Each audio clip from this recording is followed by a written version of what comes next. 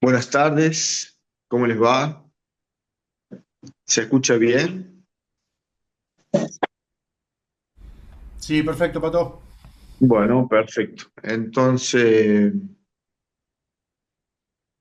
arrancamos nomás. Sí, Vamos a dale dar, nomás. vamos a dar origen a este programa de secciones científicas virtuales de FARDIT en el área de pediatría. Agradecemos la invitación de FARDIT, y especialmente a Matías Corroto. Hoy vamos a presentar a un amigo, Aníbal Espinosa, chileno, radiólogo pediatra de raza. Trabaja en el Hospital San Borja Arrearán y en la Clínica Alemana de Santiago de Chile. Nos va a hablar de imágenes del timo, villano o héroe. Bienvenido, él es un amigo de la Sociedad Latinoamericana de Radiología Pediátrica, así que un honor tenerte hoy, Aníbal. Bienvenido. Estás en tu casa. Gracias, Ricardo. Te agradezco a ti la invitación, a Fardi también. Y bueno, hoy día les voy a hablar del timo, de villano a héroe. Em, a ver,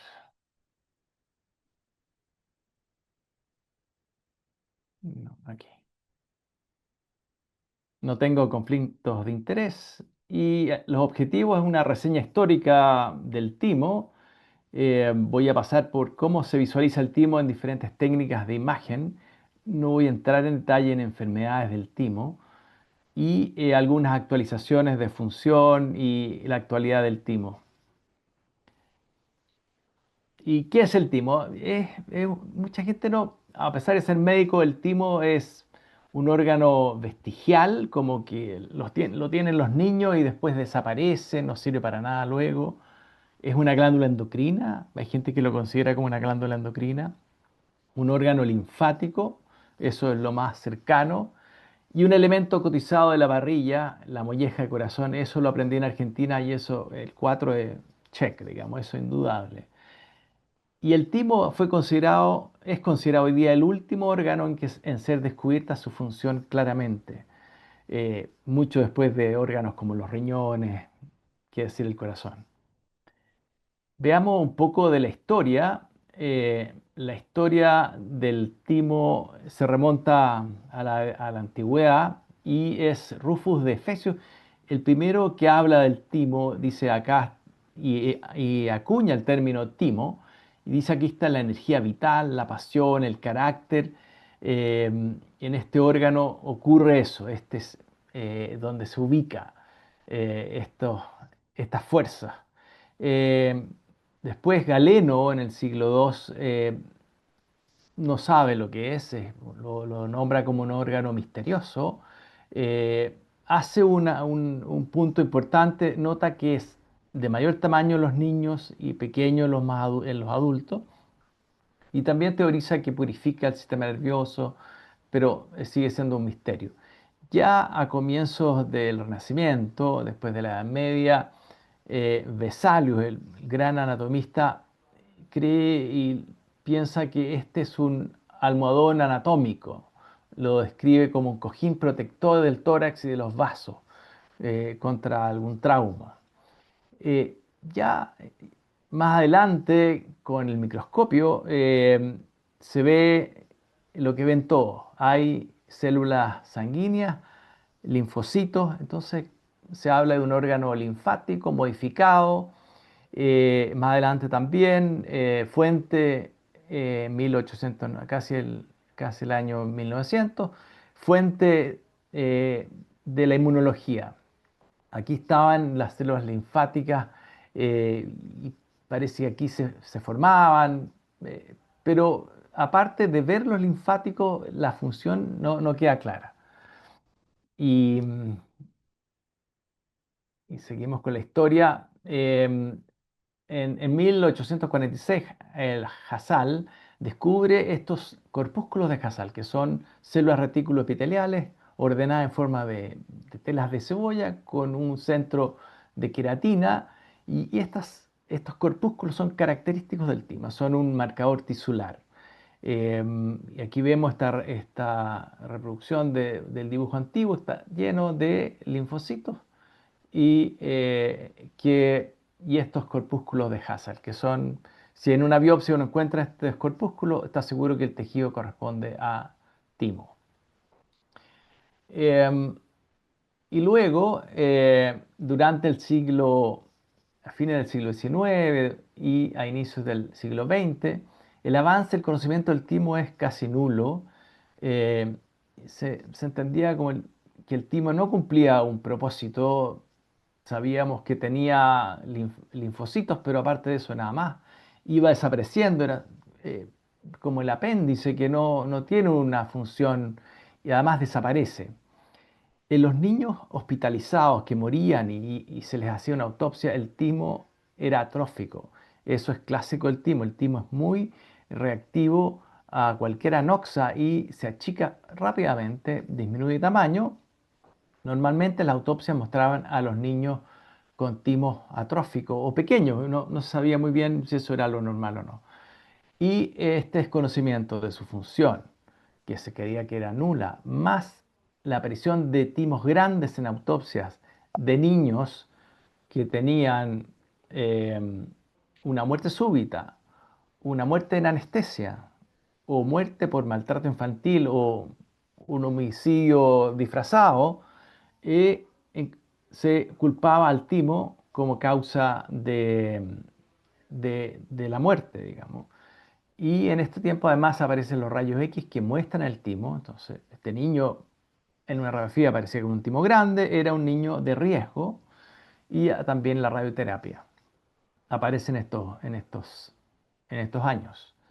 Em, entonces, el timo aparece con el gran villano al que se le culpó de la muerte súbita infantil. Incluso Virchow, que es el fundador de la patología celular, validaba esta teoría, la encontraba plausible.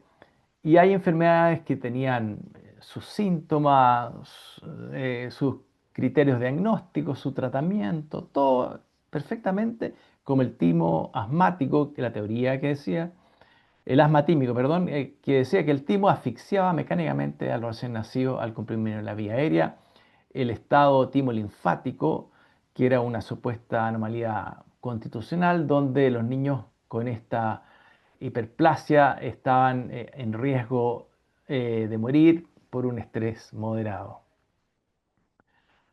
Y bueno, esto llevó a que se hiciera desde cirugía con alta mortalidad, en donde se extraía el timo para salvar a este niño, 33% a la época de mortalidad de los niños, radiación preventiva para achicar el timo, incluso se usó hasta hace poco, se daban pulsos de corticoides para achicar el timo y hacer estudios de la evaluación anatómica de malformaciones cardíacas.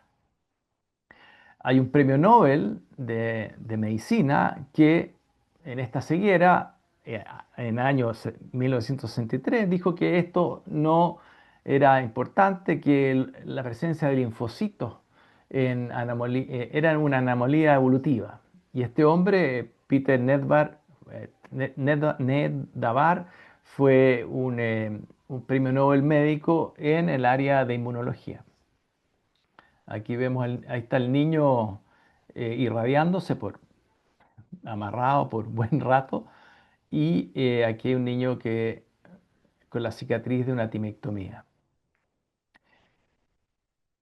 John Caffey, yo creo que si alguien tiene algunos años en la radiología infantil sabe que fue un gran radiólogo, fue el fundador de la radiología pediátrica en Estados Unidos, con varios libros.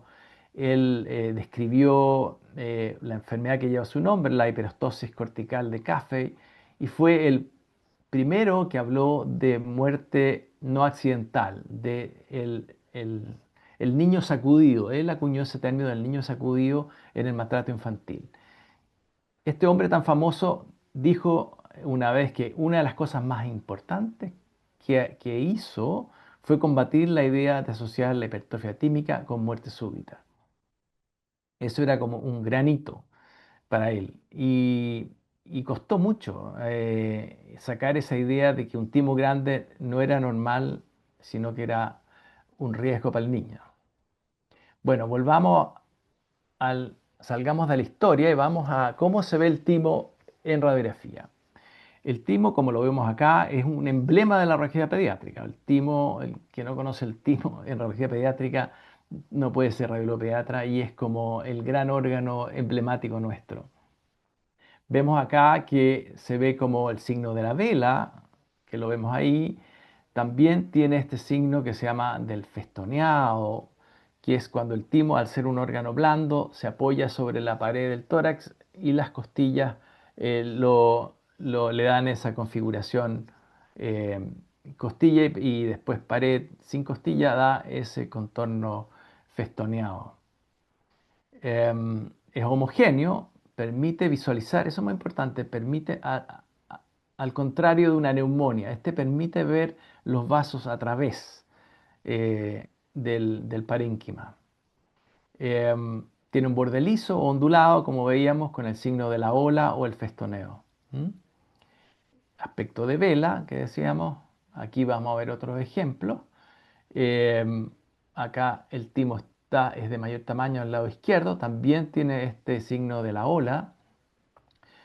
Es muy variable en su tamaño y en general va disminuyendo tamaño y es menos visible en la radiografía después de los 2 años. No produce efecto de masa, sus contornos son bien definidos. Aquí vemos uno más en vela y acá más notoria la forma de vela.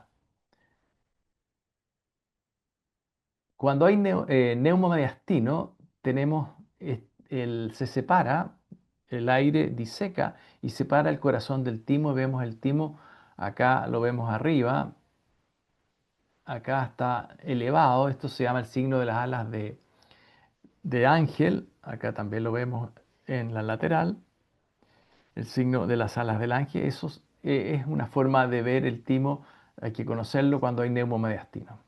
Acá hay otro ejemplo más notorio, las alas de ángel. Aquí también se asocia aire extrapleural, un pequeño neumotórax. El ultrasonido. Bueno, el ultrasonido es una excelente herramienta para evaluar el timo. Aquí tenemos un timo que tiene un contorno algo redondo, eh, se ve muy masivo y a los clínicos dijeron, "Esto no nos parece tan claro que sea timo, a pesar de que la vía aérea está bien centrada, no hay efecto de masa". Hicieron algo que es bastante fácil de hacer, que es inocuo, es la ecografía o el ultrasonido, en que vemos el tejido tímico fácilmente y descartamos que esto sea un quiste o una masa sólida no tímica. Y vean cómo se ve el timo, un fondo hipoecogénico con estos puntos o rayas que son características y rodean a los vasos sin comprimirlos. Acá otro ejemplo, tiene este fondo negro con puntitos o rayas eh, como cielo estrellado, se ha descrito, y no comprime y puede ser comprimido. Uno con ecografía puede ver cómo los vasos, el latido de la aorta, comprime el tejido tímico y con las pulsaciones. Ahí lo vemos. De nuevo, fondo hipoecogénico, similar al hígado, con puntitos o rayas. Muy fácil de ver, aquí se ve en la pared del tórax, acá está la piel, las partes blandas, y en la pared torácica y abajo podemos ver el timo con gran facilidad. Les quiero hablar un poco de este artículo que es del doctor José Domingo Arce, un gran radiólogo chileno. Lo pueden encontrar en internet, ponen timo, José Domingo Arce y lo van a encontrar porque el timo Vamos a verlo acá. El timo se forma en la región faríngea. Están las bolsas faríngeas, la tercera bolsa faríngea, que desciende y hace un trayecto que pasa por el contorno lateral y posterior al tiroides en forma pareada y se une en el tórax. Hace un viaje desde la faringe hasta el tórax y en este camino puede dejar timo ectópico o tímico persistente. Y eso es muy importante porque cuando hacemos ecografía en niños de ecografía tiroidea, vemos con gran frecuencia en ubicación dorsal, acá vemos dorsal al tiroides, especialmente la parte más inferior, restos o tejido tímico. Y esto vamos a ver que es tejido tímico porque lo comparamos inmediatamente con el timo que está un poco más abajo y es de las mismas características. Pero también podemos encontrar timo intratiroideo, que es un problema un poco, lo hace más difícil de diferenciar de nódulos tiroideos.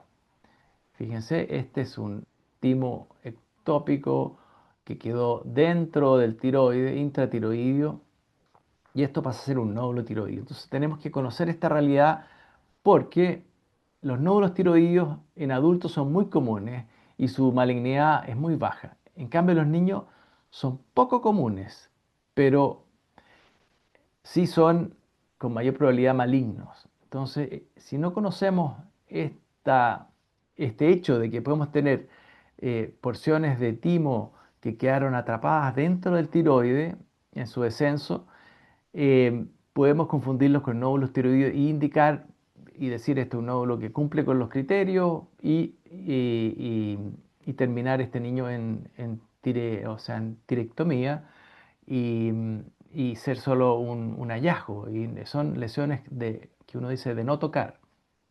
Eh, por lo tanto, es importante conocer esta entidad y no confundirla con una lesión maligna o potencialmente maligna. Acá, de nuevo, una radiografía de tórax, un niño con tos persistente, como hay muchos niños, parecía que la tráquea parecía un poco desviada, no claro, el contorno de esta imagen que parece timo, pero era algo redonda. Acá se decide la tomografía computada y vamos a entrar a ver cómo se ve el timo en tomografía computada y vemos este timo que tiene extensión dorsal extensa, pero sigue siendo un timo normal. Vean la densidad homogénea, igual adelante, atrás, cómo pasa por detrás de los vasos del mediastino y va hacia el mediastino posterior. Esto es raro, pero es timo normal, no es una enfermedad. Acá está el doctor Cristian García, gran radiólogo chileno también, que publicó este caso.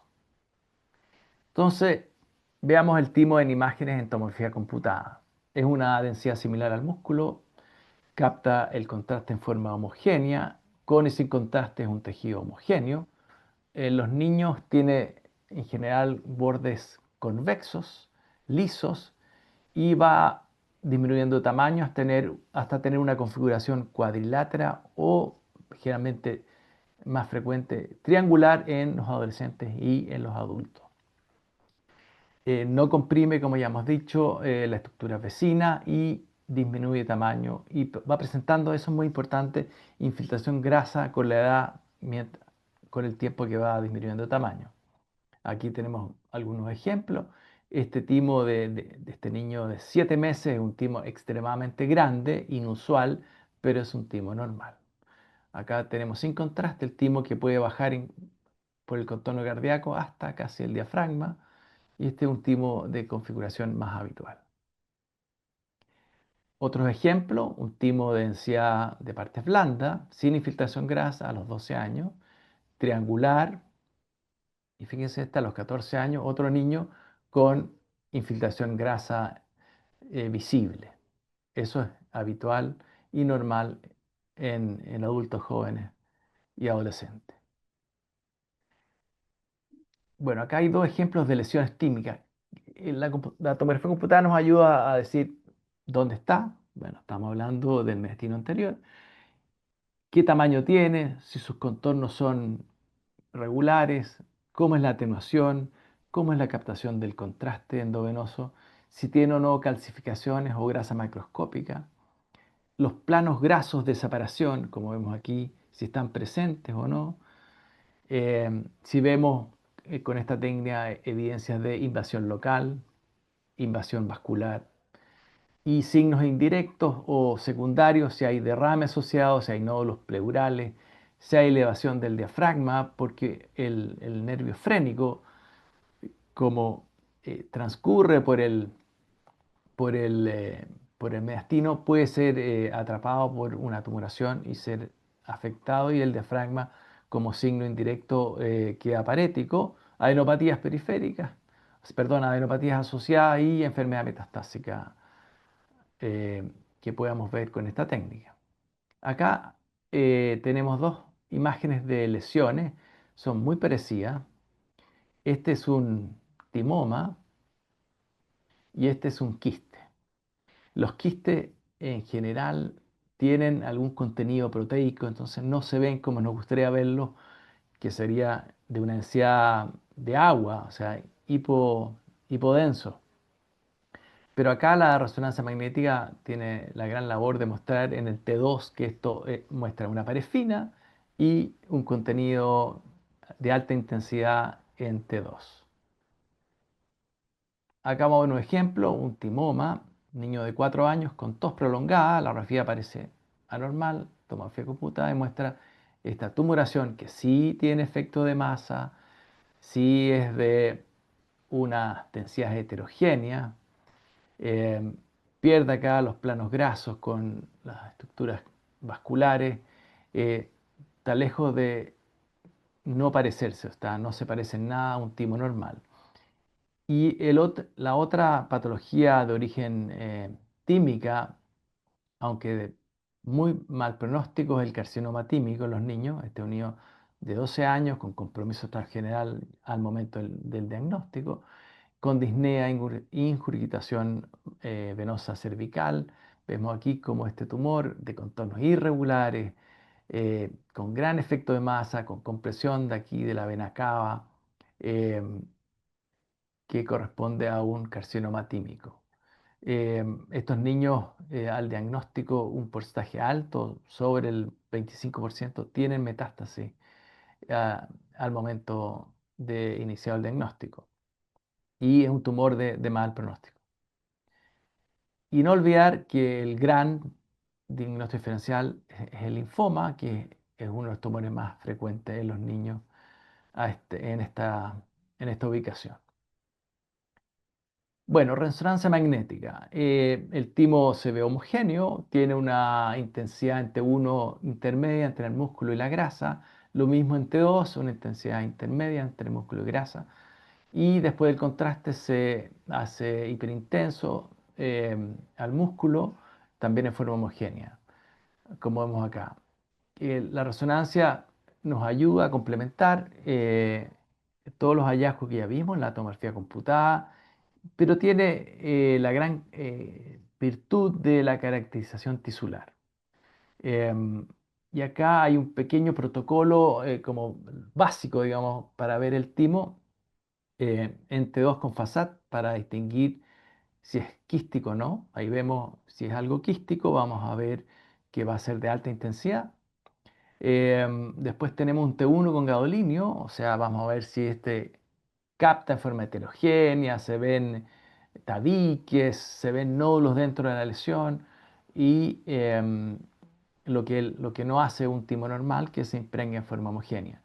Y muy importante son las fases de T1, dentro y fuera de fase, que nos van a mostrar fuera de fase versus dentro de fase una caída de la señal que nos habla de grasa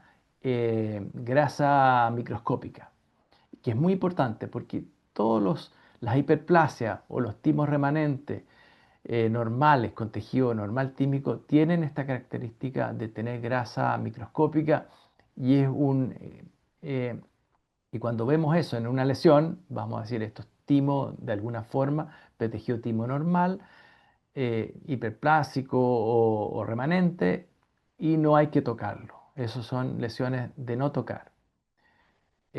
Aquí vemos el famoso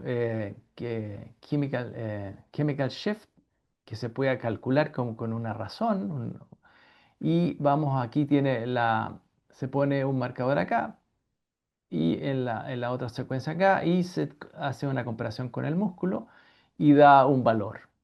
Y con esto podemos decir, cae, se ve que cae, digamos, este es dentro de fase y vemos que acá está, la señal es mucho más oscura, menor señal, fuera de fase vemos que cae, pero también lo podemos cuantificar. Y esto habla de grasa microscópica. Y cuando tenemos grasa microscópica, podemos decir con certeza que esto es un timo remanente, es una hiperplasia tímica y no debemos tocar, solo seguir.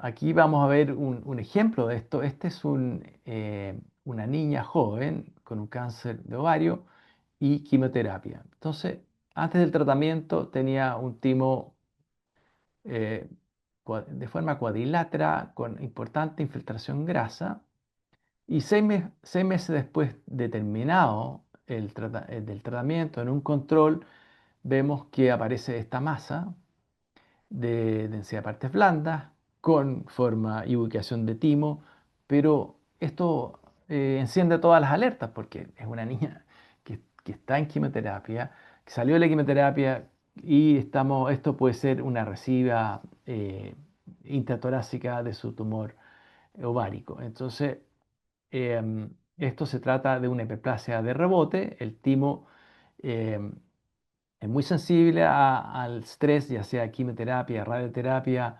infecciones, estados febriles, se achica y después vuelve a crecer a su tamaño normal, pero en algunas ocasiones vuelve a crecer a un tamaño mayor al inicial y se demora incluso 1 o 2 años en volver, no siempre, en volver a su tamaño normal o permanecer así, es tejido normal.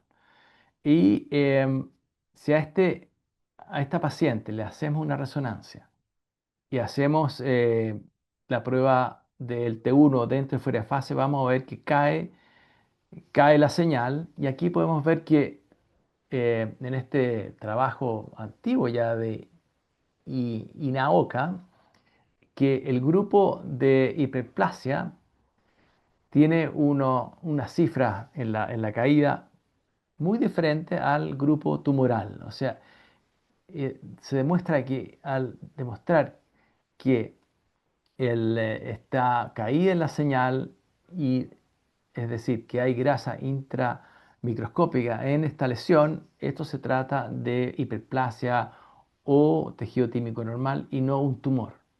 Lo que, y con muy buena diferencia, puede dar certeza de que esta es una lesión que no vamos a tocar, solo vamos a seguir.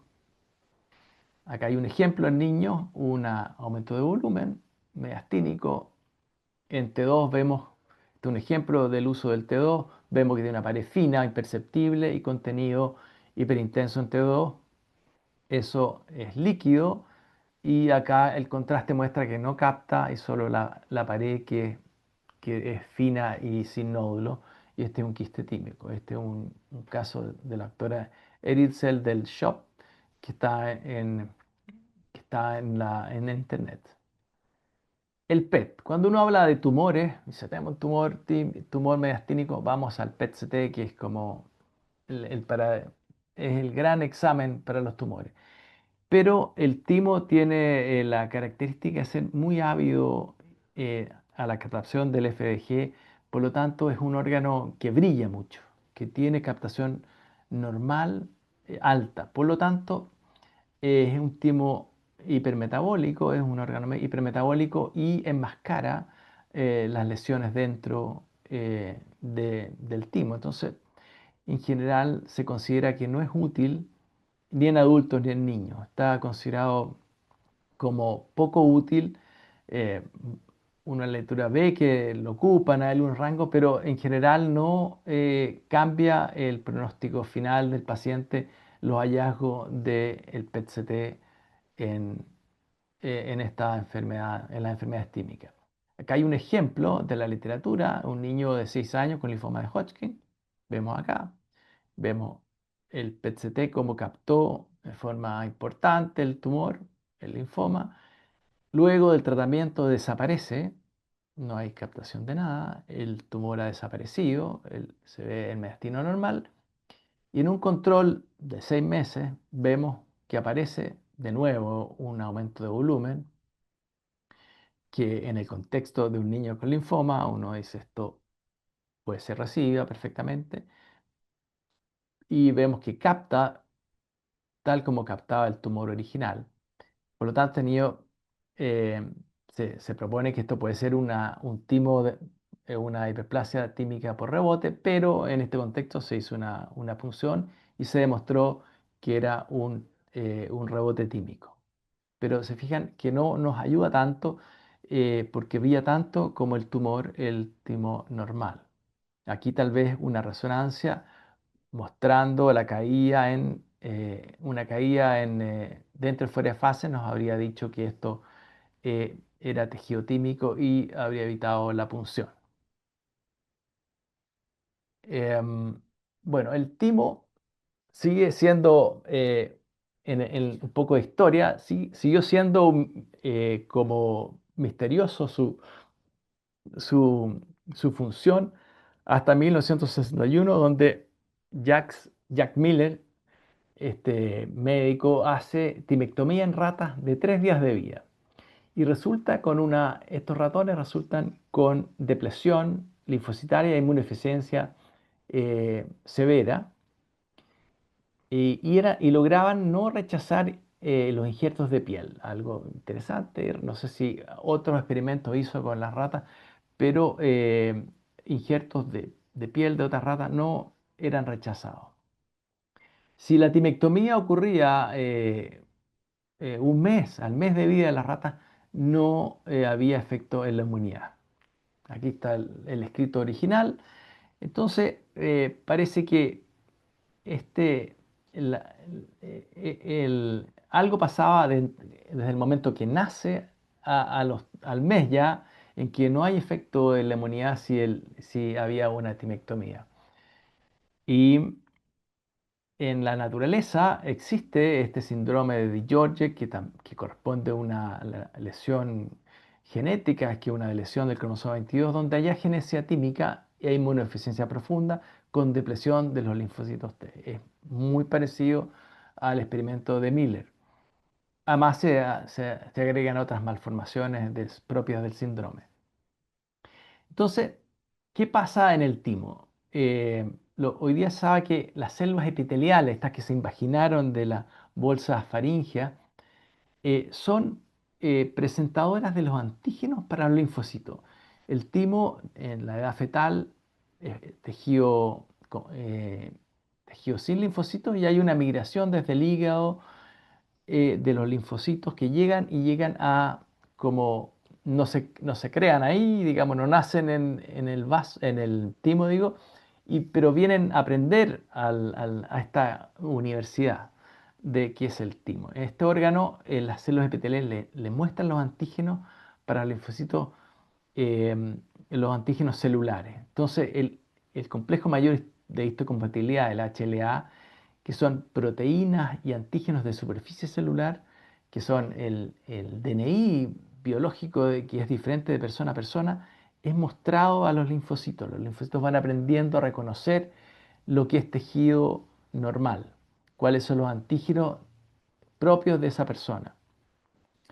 Entonces, si el linfocito es muy agresivo y empieza a reconocer cosas que son propias de la persona, hay apoptosis. Si el linfocito al revés es muy laxo y deja pasar muchas cosas y no lo ataca a un linfocito que ya tiene a una célula, perdón, que tiene características no normales, también es eliminado. Y entonces ocurre un equilibrio fino entre reconocer solo lo propio y no lo anormal. Y lo anormal son células malignas o células infectadas. Entonces, estamos en el equilibrio entre la inmunodeficiencia, en dejar pasar cosas, inmunodeficiencia y cáncer, y también por el otro lado enfermedades autoinmunes en que reconocer de más cosas propias. Y esto ocurre en el timo. Además de la inmunidad propia celular. Y esto lo toma el doctor Claudio Silva, que tiene unas charlas muy bonitas, podían buscarlo. Timo Claudio Silva, está en internet, una charla preciosa sobre enfermedades en adultos del timo, y toca este tema que me interesó mucho, que es miastenia graves y timoma. Bueno, la miastenia gravis es una enfermedad autoinmune que hay anticuerpos ante el receptor de la acetilcolina en la porción postsináptica y bloquean el paso sináptico y esto se traduce en debilidad muscular. Em, Aquí tenemos un niño de 13 años con miastenia gravis. Dice, bueno, podría tener por la probabilidad que es alta y se hizo una radiografía donde demostró que tenía una masa que resultó ser timoma. Entonces, 15 a 20% de los pacientes con miastenia gravis presentan timoma. Y al revés, 30 a 50% de los pacientes con timoma van a desarrollar miastenia gravis. Y entonces se hace timectomía en los pacientes que tienen timoma y los que no tienen miastenia gravis también. El paciente con miastenia gravis con timoma, timectomía, lo normal es el timoma retirarlo. Pero también cuando la tomografía computada no era de calidad y decían, bueno, seguramente puede tener un timoma pequeño, se ha hecho y hasta ahora timectomía en pacientes con miastenia gravis con timo normal. Y eso no tiene un claro sustento en la literatura, pero es una práctica que no es rara. Entonces, el año 2013 em, aparece en el New England Journal of Medicine este trabajo con un N grande en que vieron niños, que comparan niños sin timoma, en que se le da tratamiento de prednisona y timectomía más prednisona. O sea, han retirado el timo normal y prednisona más prednisona solo. Y ven que los síntomas son, ellos muestran 2 puntos de diferencia, son clínicamente les parece que es suficiente para demostrar que en los niños la evolución es mejor con timectomía a pesar de no tener timoma. Y con que este trabajo dice, bueno, hay que sacar el timo porque debe tener una influencia en la enfermedad, pero al menos de un año aparece corrección de este trabajo y muestra que hay errores en los números que afectan el resultado, el abstracto, los resultados de la discusión, o sea, todo para atrás. No, esto no quedó zanjado. Y además, esta misma revista, poco tiempo después, muestra que hacen un estudio en que ven las consecuencias de eliminar, o sea, operar, sacar el timo, pacientes en que se ha retirado el timo. Y muestra este trabajo que la mortalidad global a largo plazo en pacientes que no tienen infecciones, que no tienen cáncer, no tienen enfermedad autoinmune, es significativamente mayor a los pacientes con timectomía que los controles. Lo mismo para eh, los pacientes que tenían timectomía y los controles, los con timectomía tenían mayor incidencia de cáncer a largo plazo. Por lo tanto, no tener el timo en su sitio y no haber sido operado del timo, que ocurre muchas veces en la cirugía cardíaca, es una forma de protección de mortalidad y protección para cáncer. Estos pacientes tenían significativamente bajo el CD4, el CD4 y el CD8. Aquí ven, esto es el control y los operados, mucho más bajos en los dos casos.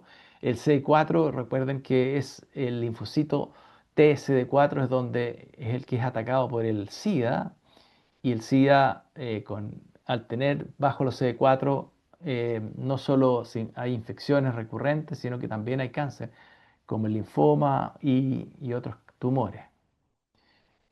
Entonces, ahí vemos el CD4, que es el que se marca y el que es como el inspector que dice aquí está la célula neoplásica, y el CD8 es el killer, el que va a eliminarlos directamente. Pero entre los dos trabajan eliminando células malignas.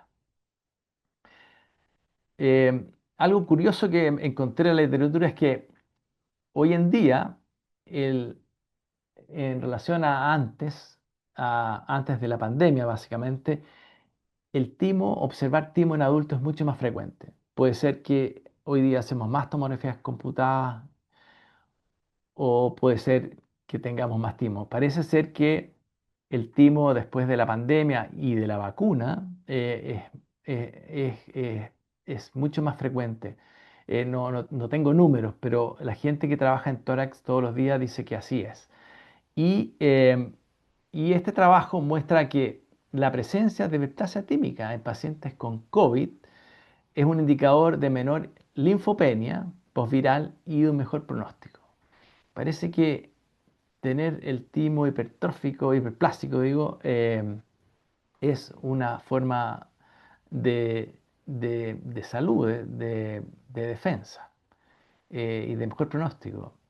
Eso lo encontré muy interesante. Y ya que hablamos de miastenia graves, quiero hablar unas palabras de miastenia grave y medios de contraste, un tema muy, muy radiológico. En los años 80, y con el uso de los contrastes hiperosmolares que ya no existen, hubo muchas publicaciones de exacerbaciones y crisis de miastenia graves al usarlos en pacientes con esta enfermedad.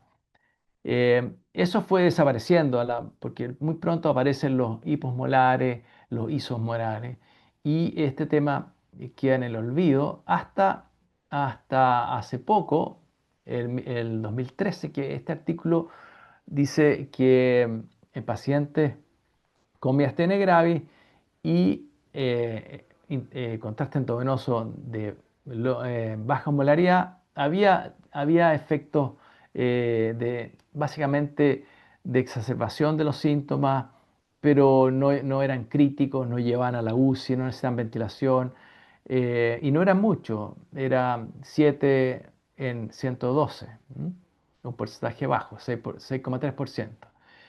Pero quedó ahí la duda, eh, podría, quedó la duda dando vuelta, tanto que la ACR, el Colegio Médico de Radiología Americano, hace una publicación donde dice que son relativamente contraindicados en los contrastes endovenosos yodados en pacientes con miastenia grave, un párrafo político sin gran, eh, pero hace una advertencia que hay que tener cuidado, ver los beneficios y las ventajas y beneficios en estos casos.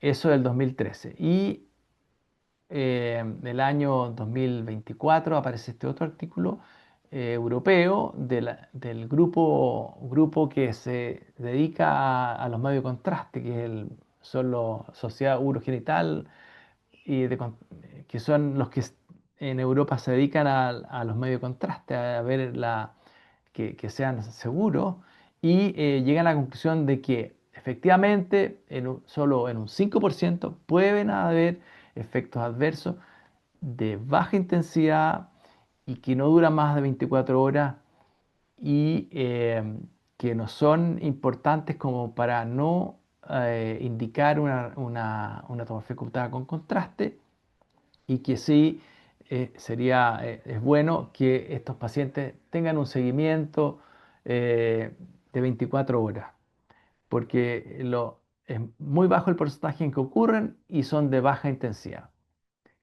Pero sigue dando vuelta a esta historia que imagino que no se ha acabado.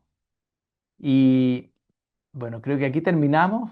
En resumen, vimos un poco la historia en que desde el asiento del alma, algo tan noble, a este órgano que fue considerado como un villano, que llevó a operar a estos niños, a irradiarlos, estos niños, después de los tratamientos para achicar el timo, muchos tuvieron mayor porcentaje de leucemia o de tumores óseos en torácicos. No fue inocuo. Esto, los pulsos de corticoide tampoco son inocuos.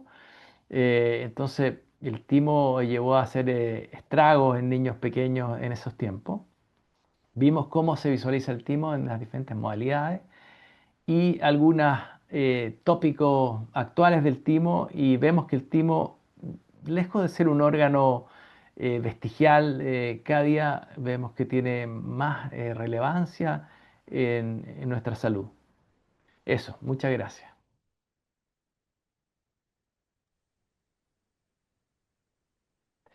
Eh, Gracias, gracias Aníbal. Es extraordinaria la charla.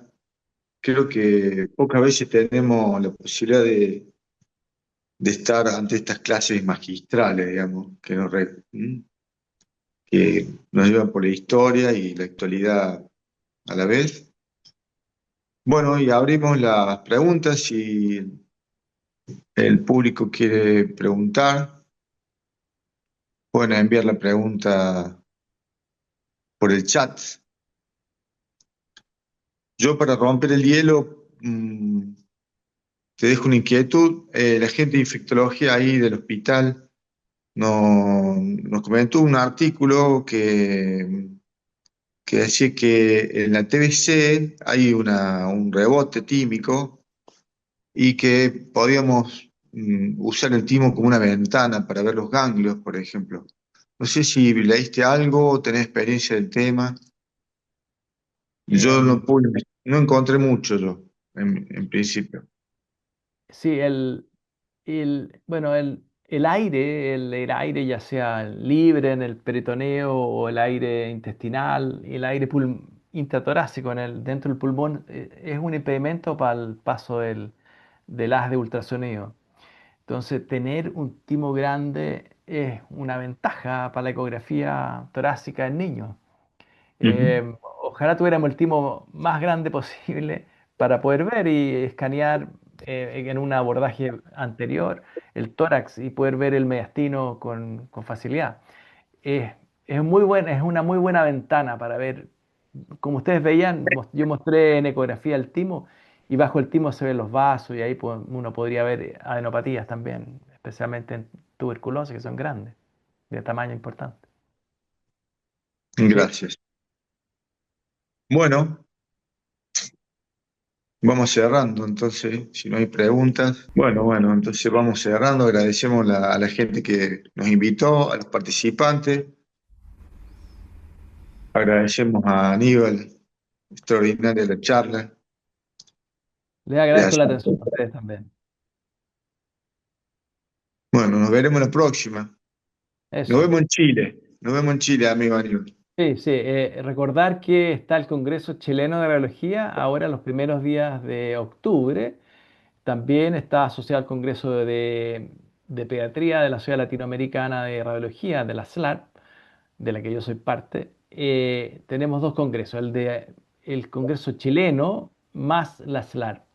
Así que están muy bienvenidos todos a este encuentro. Va a estar fantástico. Tenemos muchos invitados internacionales de todas partes de Europa, de América. Así que bienvenidos todos. Bueno, bueno, gracias a todos. Que nos vemos la próxima y nos vemos en Chile. Gracias. Hasta luego.